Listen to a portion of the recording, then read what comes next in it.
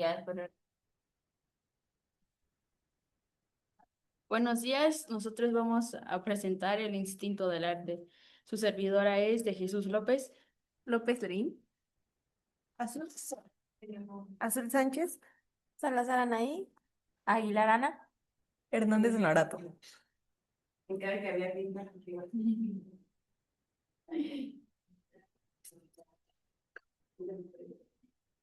La introducción del libro plantea la pregunta central que guía toda la obra. ¿Por qué los seres humanos de todas las culturas, desde las sociedades tribales hasta las civilizaciones tecnológicas, invierten cantidades ingentes de tiempo, energía y creatividad en la producción y el disfrute del arte?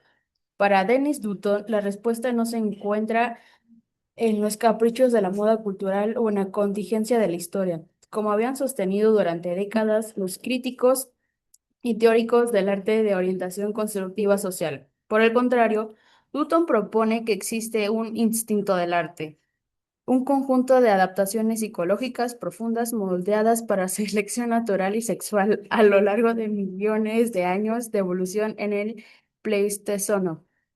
Este instinto se manifiesta en nuestras preferencias estéticas más básicas, desde el tipo de paisajes que encontramos hermoso hasta nuestra fascinación por las historias bien contadas, y constituye la base universal sobre la cultura, sus tradiciones artísticas particulares.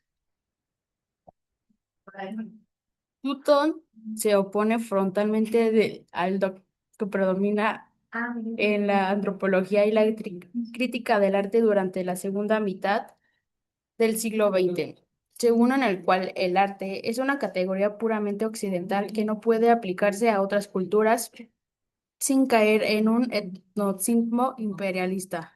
Frente a estas posturas, el autor defiende un enfoque naturalista que, sin negar la enorme diversidad superficial de las expresiones artísticas, busca los principios subyacentes comunes a toda la humanidad.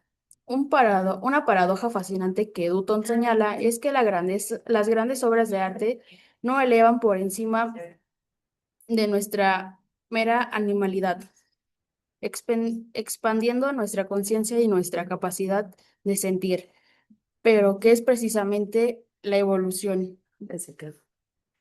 el mismo proceso que nos ha dado nuestros instintos más básicos, la que nos ha dotado de y de la imaginación, el intelecto necesario para lograr esa trascendencia. De este modo, lejos de reducir el arte a un mero epifenómeno biológico, la perspectiva darwiniana permite explicar sus orígenes y su poder sin necesidad de recurrir a explicaciones sobrenaturales o culturalmente arbitrarias. Para ilustrar la especificidad del arte humano, Dutton lo compara con conductas animales que en apariencia se le asemejen.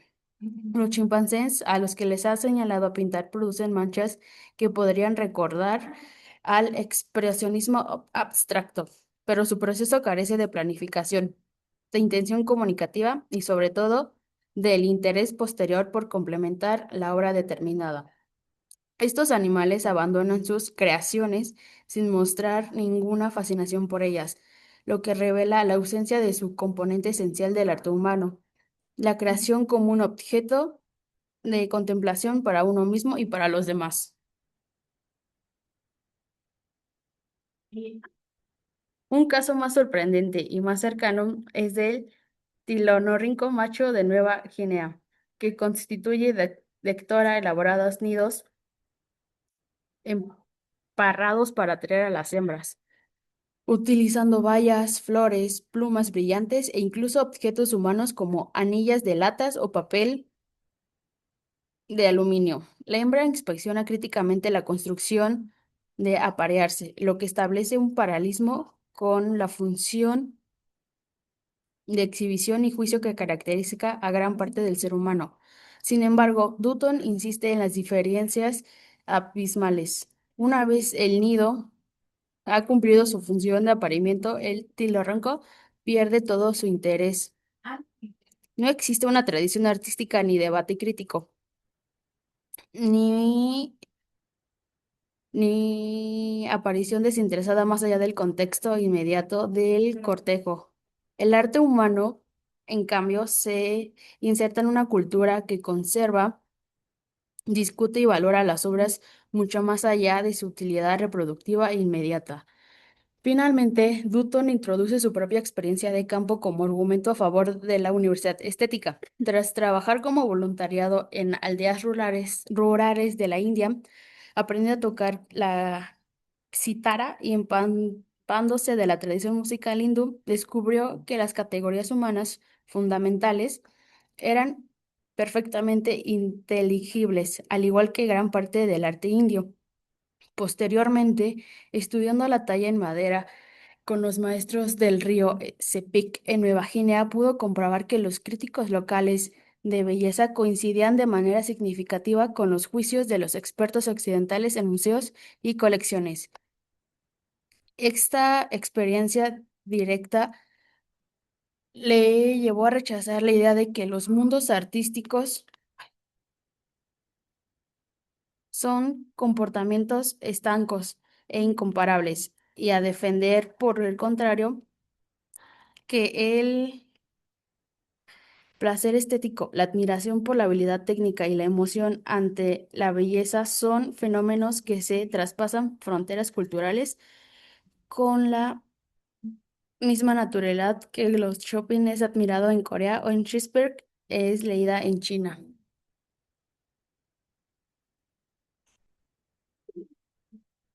Capítulo 1. Paisaje y anhelo. La universalidad de la preferencia por el paisaje.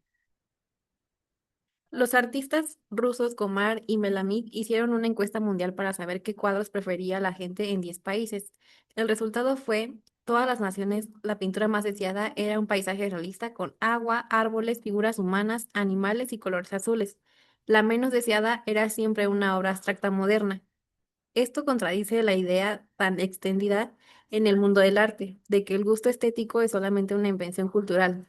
Parece existir una plantilla universal para la belleza y esa plantilla es el paisaje tranquilo con agua y árboles.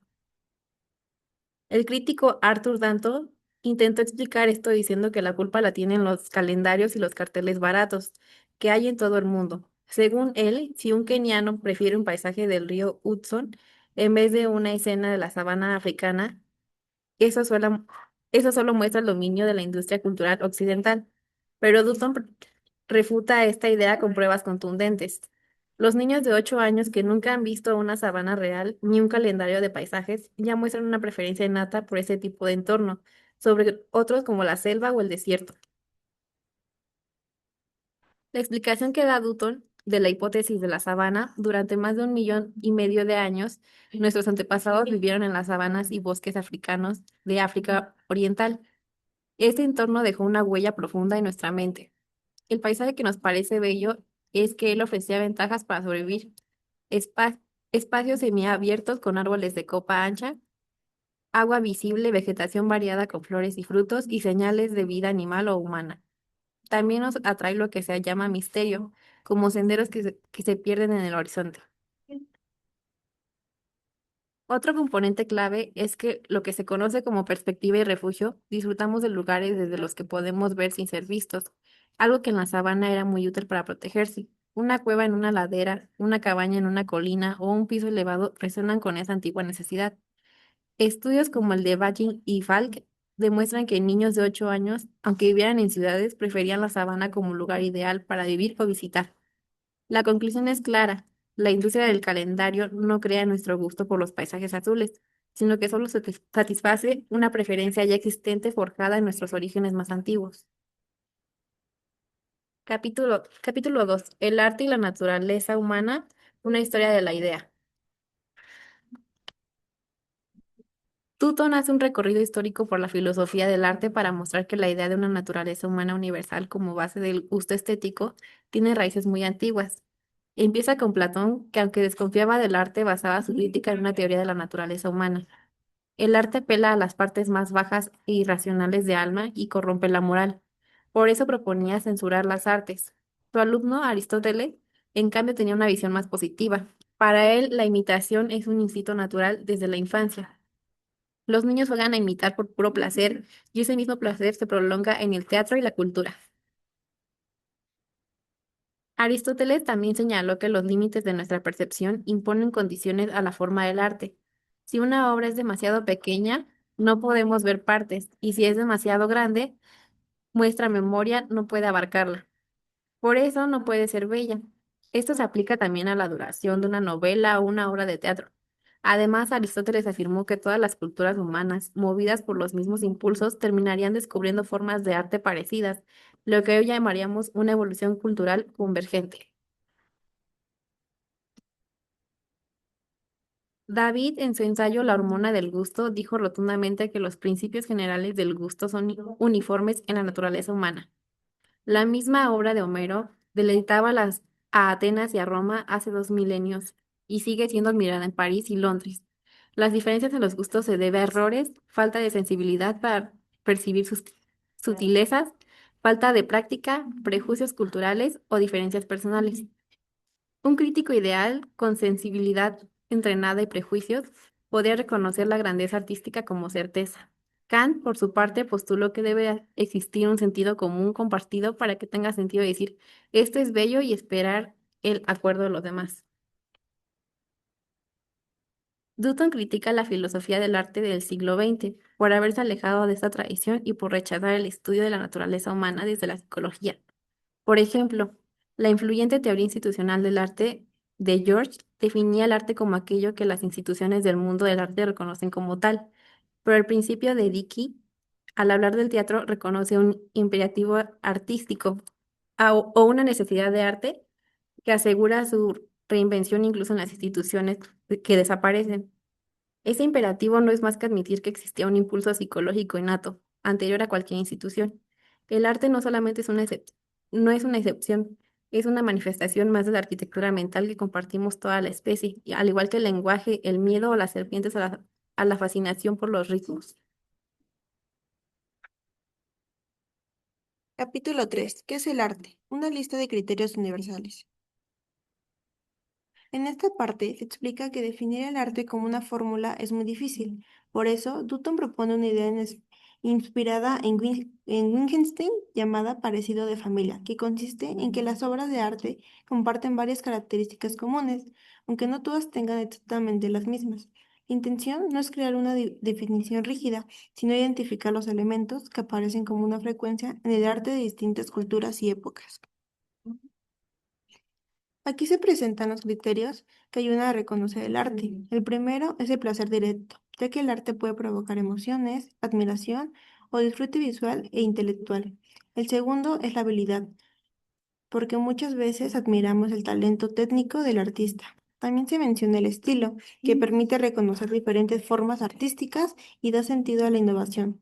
Finalmente, se destaca la creatividad y la originalidad, ya que el arte suele sorprender y aportar algo nuevo. En esta sección se explica que el arte siempre está acompañado de la crítica y opiniones, tanto por expertos como del público. También se menciona la representación, es decir, la capacidad del arte para mostrar la realidad o la imaginación. Otro criterio es el foco especial, porque las obras de arte suelen separarse de la vida cotidiana y reciben una atención especial. Además, este arte funciona como una forma de expresión individual donde el artista transmite su personalidad, emociones o visión del mundo. La última parte habla sobre cómo el arte transmite emociones y crea atmósferas que impactan al espectador. También menciona el desafío intelectual, ya que muchas obras hacen reflexionar e invitar a interpretar significados. Otro aspecto importante es la relación del arte con tradiciones e instituciones culturales, porque las obras se desarrollan dentro de contextos históricos y sociales. Finalmente, Dutton destaca que el arte estimula la imaginación y enriquece la experiencia humana. Con esto, concluye que el arte debe entenderse más como una experiencia estática y humana que una definición estricta. Capítulo 4. Para ellos no tiene nuestro concepto del arte. En esta parte, Dutton responde a las ideas del realismo cultural extremo, que afirma que el arte es algo exclusivo de Occidente y que no puede compararse con las otras expresiones culturales de otros pueblos. Dutton argumenta que, Aunque las culturas sean diferentes, todas utilizan ciertos criterios estéticos parecidos. Para demostrarlos, analice ejemplos de pueblos indígenas y tribales donde se valora la belleza, la habilidad y el trabajo bien hecho. Su idea principal es que existen elementos universales en la experiencia artística humana. Aquí se presenta el estudio de Susan Vogel sobre el arte Baule. Vogel decía que Baule no distinguían entre objetos artísticos y objetos rituales, ya que sus culturas tenían funciones espirituales y religiosas. Sin embargo, Dutton no está de acuerdo con esto los, de que eso los haga totalmente distintos al arte occidental. Explica que muchas obras occidentales, como frescos religiosos o iconos de iglesias, también tienen un significado espiritual y aún así son consideradas arte. Por eso concluye que las diferencias culturales no eliminan las semejanzas entre las distintas obras de arte. En la última parte se analiza un experimento mental de Arthur Danto sobre dos tribus que crean objetos idénticos, pero una los considera arte y la otra simplemente herramientas. Dutton considera que esta idea es un